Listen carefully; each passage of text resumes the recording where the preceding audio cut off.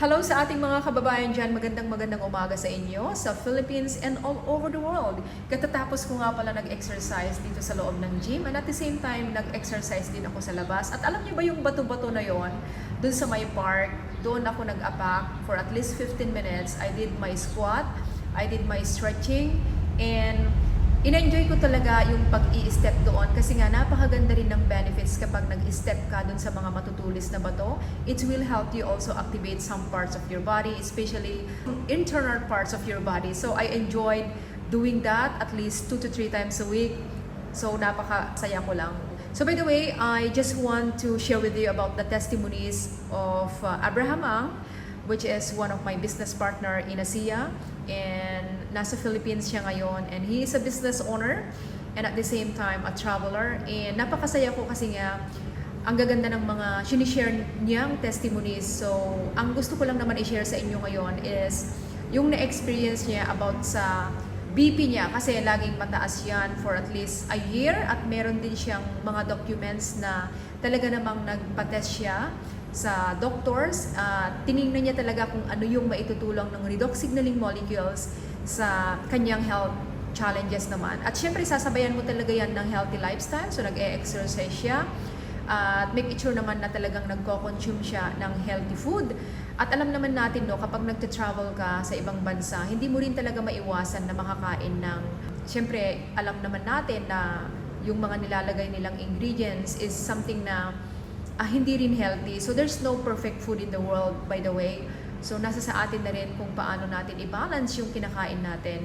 So yung gusto kong i-share sa ating lahat na kung ano man yung karamdaman natin, there's always a solutions for that. Of course, kailangan natin ng doktor, kailangan natin ng ibang tools, at kailangan natin tulungan ang sarili natin to take action and implement those strategies para naman ma-overcome natin kung ano man yung karamdaman natin ngayon. So balikan natin ngayon si Abraham. So, matagal niya nang shinare sa akin itong experience niya nito. Mag-focus lang ako sa iisa kasi marami siyang mga health challenges na napakaganda talaga yung experience niya using redox signaling molecules and yung water and the new gel. So for a year, mataas talaga yung kanyang blood pressure, but the moment na in-integrate niya yung redox signaling sa daily lifestyle niya, nakaka-amaze talaga. So after a few months, like 3 months, talaga namang nag-normalize yung kanyang blood pressure. Hanggang ngayon, normal pa rin yung kanyang blood pressure. So napakasaya kasi alam niya na hindi yun nagawa ng iniinom niyang gamot noon, compare naman nung nagdagdag siya talaga ng redox signaling molecules sa kanyang daily habit. So napakaganda talaga. Kung gusto ninyong makita yung kanyang testimonies, let me know para isend ko sa inyo yung mga documents din niya, ano yung kanyang progress from day 1 to 90 days and until today. So na-normalize na yung kanyang BP. So, kababayan, kung may kakilala ka na merong high blood pressure dyan at nahihirapan silang i-overcome, nandito lang si Amanda Nav. So tumutulong pala ako sa mga tao na may mga karamdaman para ma-turn nila yung kanilang health issues into joy, into freedom. So they are able to move their body without discomfort, and they are able to move their body with purpose. So I'm Amanda Nav, I'm a transformation coach. I'm helping individuals how to unlock their greatness that it's already within you, so you will be able also to do something into this amazing world.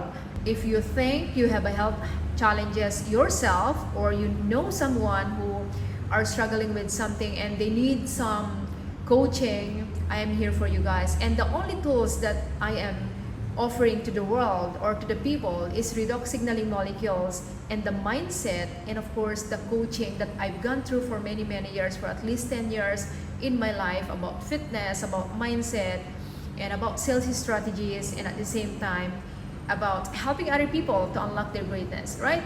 And I do hope that you get what I mean. Again, I'm always here for you guys if you need some help, and I will guide you. I'll share with you tools to meet your new self, transition your old self to a new self. So that's Amanda Now.